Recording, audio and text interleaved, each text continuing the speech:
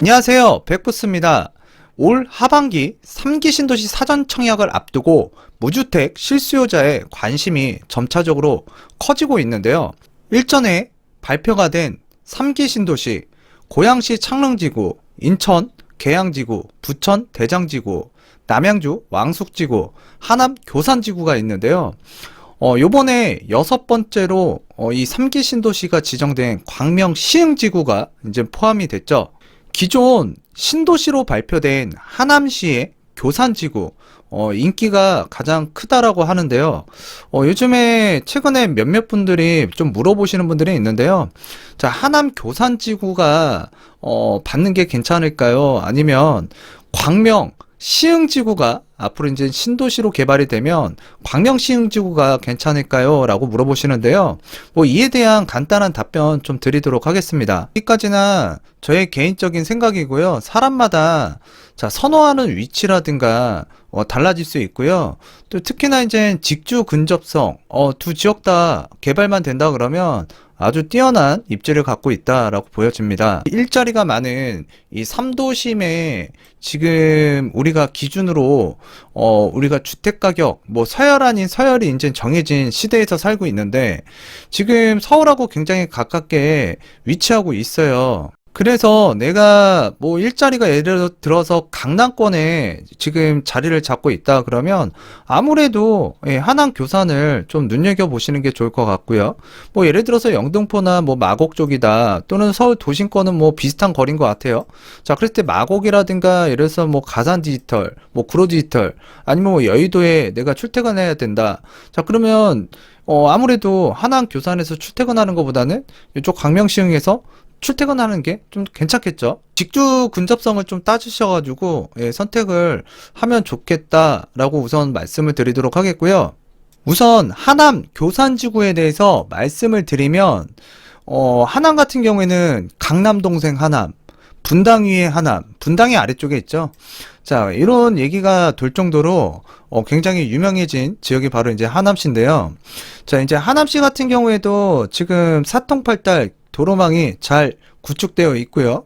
그리고 외곽순환 고속도로 있고 중부 고속도로 있고요. 그리고 이제 서울 양양 간 고속도로가 현재 구축되어 있습니다. 자, 그리고 이제 제2 경부 고속도로가 내년 말쯤에 이제 개통될 예정인데요. 자, 그리고 이제 송파구하고 여기가 송파구죠. 굉장히 강남권하고 가깝게 붙어있는 신도시죠. 그러니까 송파구와 가장 가깝게 붙어있는 3기 신도시인데요. 자, 송파 양평 간 고속도로가 또 이제 개통 예정에 있습니다. 수도권 그 어떤 지역보다도 이 강남권에 빠르게 진입이 가능한 위치에 자리 잡고 있다라는 게 이제 장점으로 꼽을 수 있겠고요. 이 교산 지구 바로 가깝게 이 송파구예요. 아래쪽에는 위례 신도시, 이쪽이 이제 그 하남 미사 신도시라고 보시면 되고, 이쪽에 이제 남한산성이 있고요. 또 이쪽에 금암산이라고 있습니다. 그래서 자연적 환경으로 이렇게 둘러져 있고, 앞에 쪽에는 이제 한강이 흐르고 있죠. 그래서 이 배산임수, 그래서 이제 명당이라고 또 볼 수 있는 교산 신도시인데요. 자, 신도시 내에 또 지하철도 이제 지나가게 되고요. 또 BRT 노선 등 대중교통 뭐 완벽하게 이제 구성한다라는 그 교통 체계망을 발표를 했었는데요. 일단 강남까지 빠르게 이동할 수 있는 이 교산 신도시 굉장히 큰 장점이라고 보여지고요. 살기 좋은 도시, 그래서 직주 근접성이 뛰어난 이 하남시 같은 경우에는 빠른 성장과 무궁한 성장의 가능성을 갖고 있는 잠재력이 있는 신도시가 될 것 같습니다.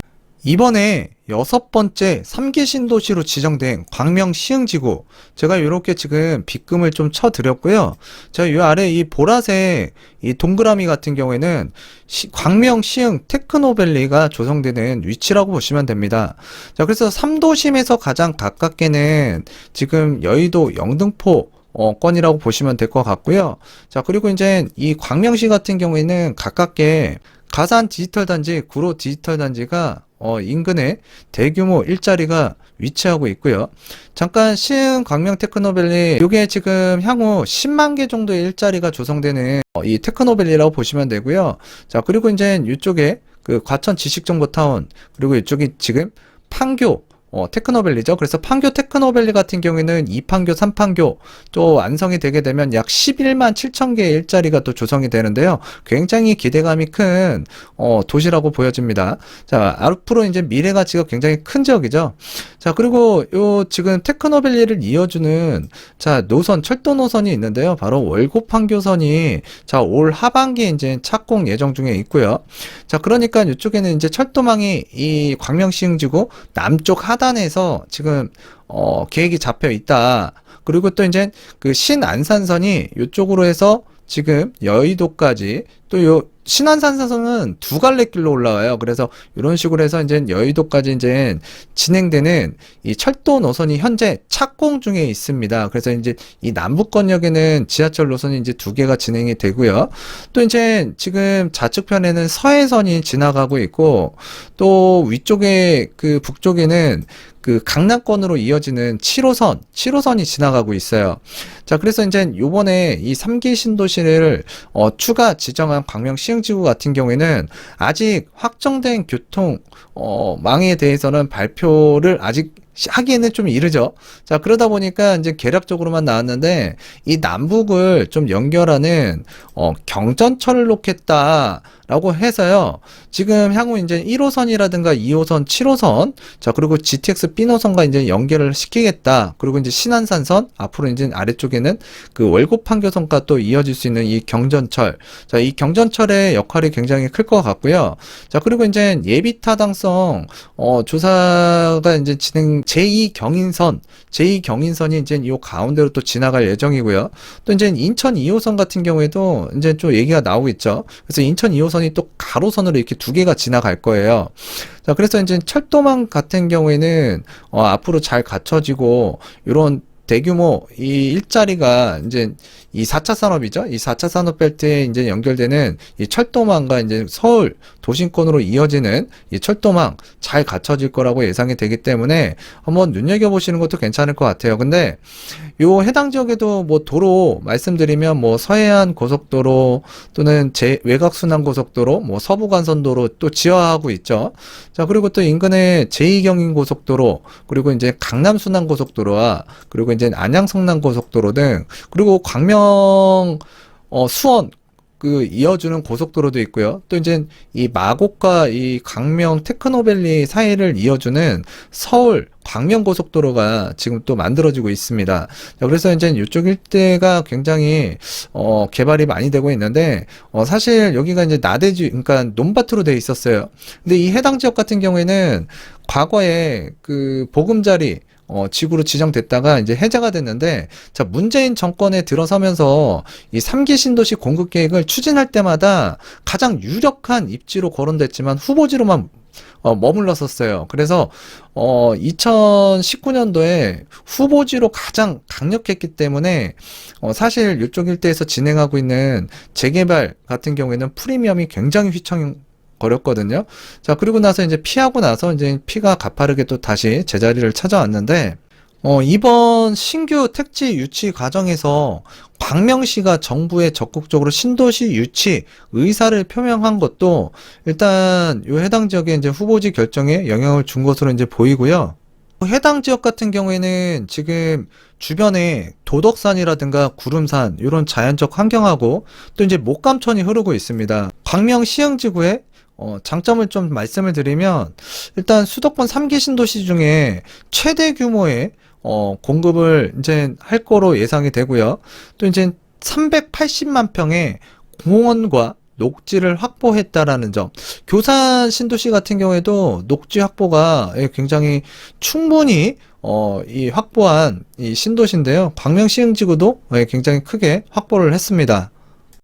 그래서 녹지 면적이 도시 전체 면적의 30%를 차지한다라고 하고요. 하여튼 추진만 잘 된다 그러면 괜찮은 살기 좋은 도시가 만들어질 것 같아요. 광명 시흥지구 같은 경우에는 일단 요번에 지정이 됐기 때문에 순항할지에 대해서 우리가 좀 생각을 해봐야 될 것 같고요.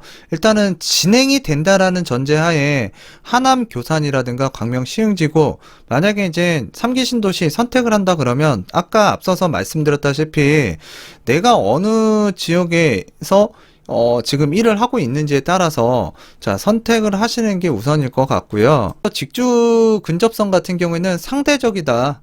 사람마다 다 다를 거잖아요. 자, 그래서 거기에 맞춰서 기준을 잡아주시면 좋을 것 같고요. 두 번째로 살펴볼 만한 거는 바로 이 청약에 관한 시기, 시점인데요. 아무래도 이제 한양교산지구가, 택지지구가 조금 더 일찍 발표가 됐었죠.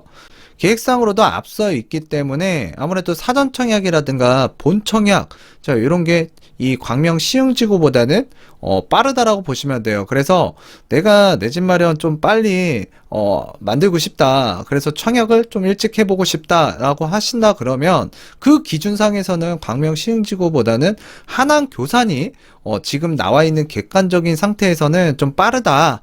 그 기준에 맞춰서 이제 선택을 하시면 될 것 같고요. 마지막 세 번째로 또 따져봐야 될 것은 바로 청약 당첨 확률이 어느 지역이 괜찮을까 이걸 좀 고심할 필요가 있을 것 같아요. 그래서 하남 교산지구 같은 경우는 34,000 가구가 지금 이제 공급될 예정이고요. 이제 광명시흥지구 같은 경우에는 7만 개의 그 아파트가 이제 만들어질 예정인데 사실 이쪽에 한 2지구라고 있어요. 그리고 이 아래쪽에 이제 학원지구라고 해서 이 지금 3기 신도시에 물량으로 포함되지는 않았지만 이걸 더하게 되면 약 8만 가구 정도가 되거든요.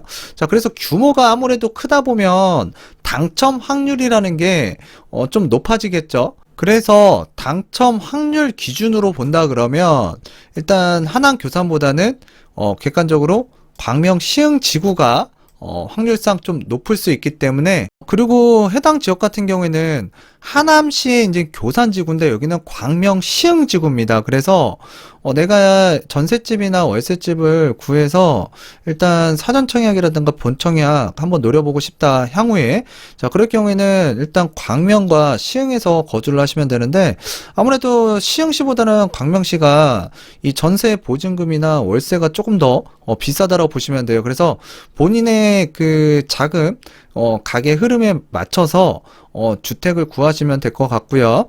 정리해서 말씀을 드리면 이 세 가지만 고려하시면 돼요. 직주 근접성 그리고 청약 시점이죠. 청약 언제 할 거냐, 어디가 먼저 할 거냐. 자, 그리고 이제 세 번째는 바로 청약 당첨 확률입니다. 자, 그런 부분을 고려해서 여러분들이 내 집 마련하셨으면 좋겠고요. 기존에 발표된 이 3기 신도시들 지금 택지 보상과 관련해서 지금 굉장히 난관에 부딪힌 것 같은데 자, 여기 광명시흥지구 같은 경우에도 여기가 굉장히 강성 지역입니다. 그래서 이것도 이제 순항할지 잘 지켜봐야 될 것 같고요. 기간은 일단 늘어질 수도 있어요. 그래서 이제 신도시가 계획대로 착착착착 가기만 하면 좋은데 이게 항상 그렇잖아요. 신도시나 지하철이 만들어지는 이 공사 기간 뭐 정확하게 맞아떨어지는 경우가 거의 없습니다. 인생도 살다 보면 내가 마음먹은 대로 계획된 생각대로 자, 잘 되지 않는 것도 인생인데요. 자, 이 신도시도 자, 여러분들이 일단 계획대로 연도가 딱딱 정해졌다고 해서 그 기간 안에 된다라는 보장이 없으니까요. 좀 신중하게 좀 생각을 많이 하셨으면 좋겠고 특히 이 광명 시흥지구 같은 경우에는 기존에 5군데 이 신도시와는 또 다르게 이제 지정이 된 거잖아요. 그렇기 때문에 뭐 뚜렷한 이제 지구 단위 계획이라든가 또는 이제 교통망에 대해서 이제 발표가 난 이후에 자, 여러분들이 조금 더 지금보다는 진전된 이후에 좀 생각을 해보시는 게 괜찮지 않을까라고 생각이 됩니다. 하여튼 오늘 여러분들한테 도움이 될 만한 내용이었다면 구독하기, 좋아요 부탁드리도록 하겠고요. 예, 하여튼 오늘은 이쯤에서 마치도록 하겠습니다. 좋은 주말 보내시길 바라겠고요. 항상 건강하십시오.